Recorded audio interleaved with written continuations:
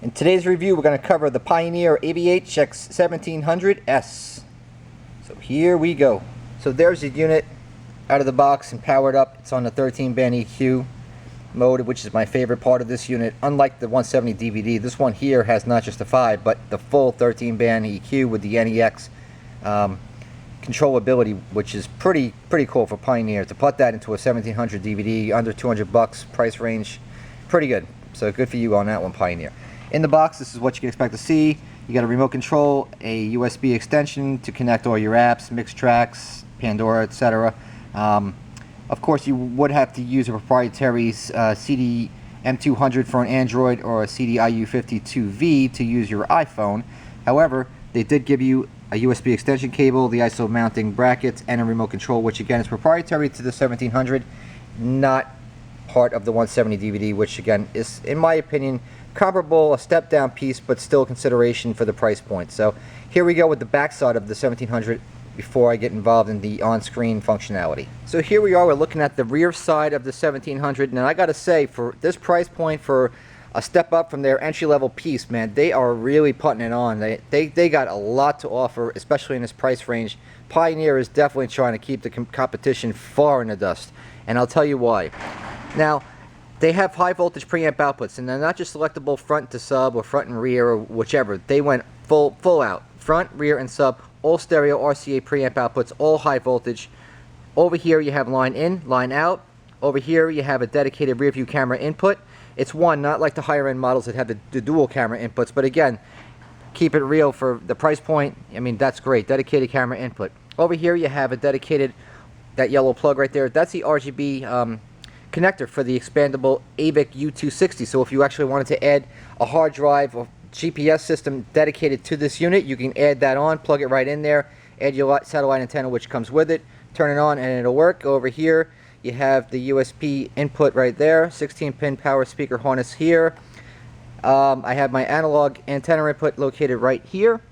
Over here you have the dedicated auxiliary input as well as the steering wheel controls. Here you have a 4-pin data plug for the DataLink Maestro expansion kit, so if you have that data facility on your stock receiver, you're compatible with that. Just upload the firmware on iDataLink site, and over here on the top right you have the proprietary cable for the SXV300, which will give you the Sirius XM through one plug and an antenna. Activate your account and you're in business with your Sirius. So this unit has a lot to offer for a little bit amount of money, so I'm just going to turn this unit on and show you what she can do. As a quick side note before I get involved with the interactive demo, I just wanted to show you that the program menu offers all these different languages, because once this menu is gone, it's gone. So besides myself being English, I have to also be understandable about different people in different parts of the country. So this is the other languages you could expect for functionality on those languages. You have English, which of course is for here, English, Spanish, Portuguese, French, and I don't know what this means. I'm sorry, I don't know. If I knew, I'd be happy to share, but honestly, I don't know. Some kind of, maybe it's Chinese. It looks like something I might see at a Chinese restaurant. I really don't know.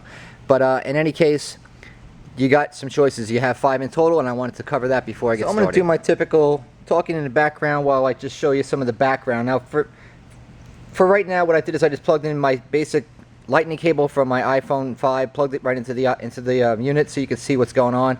You can see your artwork is located here, your background, song, track, artist. You got the ever scroll feature which you can turn on and off, genre, which is something different, located right there. Here's your fast forward, rewind. You can just drag to where the point in the song where you want it to be. Play, pause, located right down over there. And then of course you have your function button, back and forth. Great. You got your tool menu located right on the top right, always your EQ shortcut, and this is for your searchability. So when you go into app mode, you can utilize a phone, go back, use the on-screen display, search by artists, songs, tracks, podcast, the whole bit. I'll just put something else on real quick for you, like AC/DC, why not, right? And there you go. And there you see, it just switched it all up. Everything's going just the way it should. That's the way we like it. So you got the one cable connection, like I'm using the CDIU52V. If you have a Android, it's the MU200, I believe, is the proprietary cable. You need to utilize that. Of course, this is app ready. You'd have to utilize the Pioneer apps from the Toy Store, Google Store, whatever the hell they call it these days. It is a 6.2-inch display. Works with Series free, Sirius XM ready, as I showed you in the beginning of the review, as well as Pandora full functionality. Mix tracks is part of the deal. It's built into it if you choose to utilize it. I personally have never done it because I'm not a DJ at heart. I'm not really interested, but if that's the kind of thing, for you, rock on. You got that. MirrorLink, of course, if you want more information on the MirrorLink, I'm probably not the best place to share it just because it's a new emerging technology, something that they're doing over in the Netherlands, and they kind of give a little dribble here and there to people like us over here in America. So let them do what they do. If you're interested, MirrorLink.com, check it out, see what works, how it works, what the software is with the phones and all that stuff. It's just a little bit more than I want to get involved in at this point, especially on the 1700 unit review. So for now, if you're interested in that kind of thing, check out their site. The multicolored displays I'm going to show you because it doesn't just have to be this black and blue like you see in it right there. And I'm just going to get into this thing and show you what there is to see. On the left side, you'll notice that you have the eject button for the DVD slot load. This does support DivX. There's a reset button right there if your eyes can see it. In the top left is an IR sensor which you utilize for the remote control. So line of sight from here to there. Of course, you got your volume buttons, your mode. This little 4 squares kind of looks like a window icon. Will take you to the home screen, like so. Your display button, which is located directly underneath it, which turn that on, turn it off. So that way, at nighttime, if it's a big disruption to you, you can just turn it off.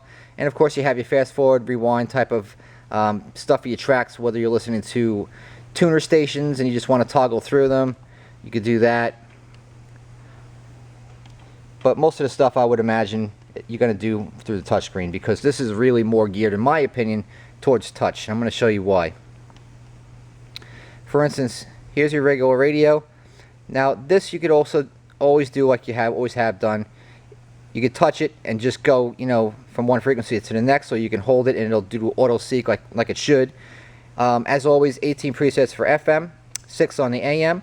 There's your set right there. It says one of one. So that tells you exactly where you are in the different bands from FM and AM.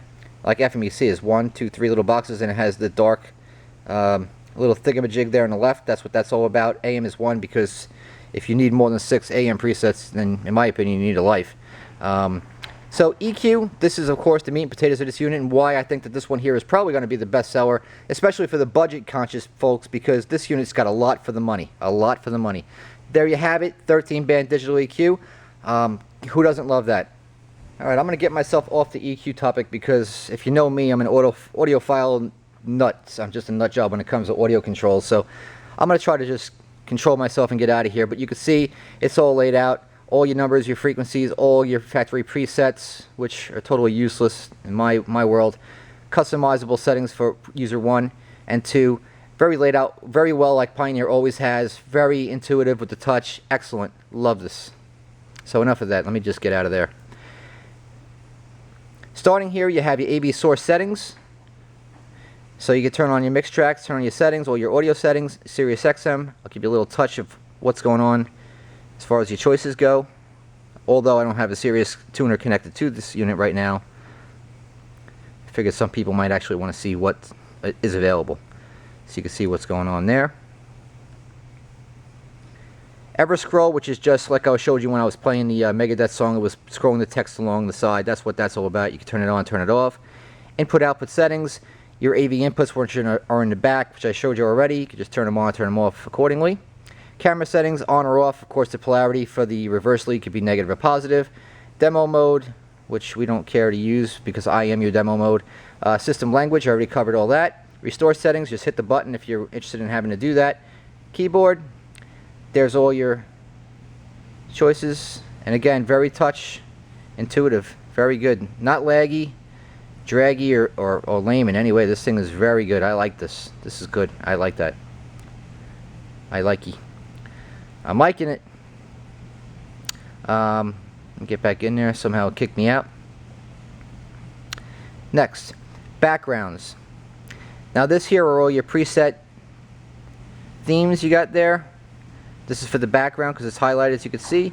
Then you have your theme, which you can adjust your colors for this, your artwork, and the bottom buttons however you want it to be. Tons of choices and different ways you can make this thing look, just about a million different ways. Your illumination, you have colors, or you can be a little artiste and make your own little colors. And that's for your home and your audio video screen. 2 separate settings for both, which is cool. Clock, theme, illumination, background, covered all that. Clock, just what you want it to look like. Nothing that exciting there. Moving along, your graphic EQ, I already showed you how awesome that is. 13 band, gotta love it. Love it, love it, love it. Mute, you can attenuate, have it, you know, just fully off. Your choice. I'll get into that in a second. Mute, which we did. Actually, this will be the next one up. Source level adjuster. SLA. They don't call it SLA anymore. They call it the sound level adjuster because people don't understand what the hell SLA means. For a while, I didn't even understand what the hell it was. SLA is sound level adjustment. So where you go from one mode to another, it's like when you're watching TV, when you're watching a DVD, it's so low, and you turn the TV, and you're enjoying it, and the commercial comes on, it's like, and it scares the hell out of you. This will allow you to turn that up and down accordingly, so that way you can have everything kind of balanced and smooth and fluent like the way you think it should be. Subwoofer control, turn it on, turn it off. Again, more with the drag and drive. Nice, I love that. Your speaker levels, crossover points, which is important. You got the slope, and you can also adjust it. You have your front, rear, and there's a dedicated subwoofer preamp output. So you have low pass filter, you have your frequency, you have your slope. You can adjust the phase for forward or reverse. LPF stands for low pass filter. You can turn it on and off, of course. And this is great. And you can go anywhere from 20 hertz, which is super subsonic, all the way up to 400 hertz, which is more than Pioneer has ever done. So that's really cool. Your front, same thing, 20 to 400. Rear, you can expect nothing different, just the same, which is great. These audio functionality controls on this Pioneers for 2015 are just outstanding. I already showed you that, so let me stop goofing around. Listening position, which is something unheard of, especially in something in this price point. You could adjust it so we can emphasize certain areas of the vehicle. So if you have a gigantic, like Earth Destroyer, like an Expedition, or some ridiculously gigantic Hummer, or if people still drive those things around, you could adjust all that. Beep. Listening position, we done. Time alignment, which you could also do, which you should know what time alignment is. You got presets, so you can adjust that. Save all your settings. You have load old settings. Bass boost, which is great, which again is kind of like the loudness feature. They just call it a bass boost. You know, everybody calls it their own thing. Automatic level control. You have 3 different modes. I mean, it's just excellent. Tons of stuff. This is just too much for a unit at this price. I mean, that's really the most gist of it. I mean, aside from that and utilizing all the apps on screen, the Pandora, the Mix Tracks, the Pioneer proprietary apps, which you can get at Pioneer App Radio 1, I would suggest that you go on there, check it out. Not to mention, you can also use a USB AV drive, plug it right into the dedicated USB cable, which Pioneer is finally getting it right and supplying them to people, so that way they can run their AV cable out, take theirs, plug it in halfway, and they can actually get far enough so that way they can actually start using the cables without having to worry to yanking the thing out of the dashboard because they don't have enough space. So they got it totally right. I mean, the graphics look great. Gloss black, it's gorgeous, it's nice. I mean, what else can you ask for? This is a great unit for the money. So there's my review, man. That's it. That's the AVH-X1700S. If you're also interested in the step-down piece, which is a little bit more simplified, check out my review. It's going to be on the AVH-170 DVD, which will be coming out this week. So that's it. That's all, folks.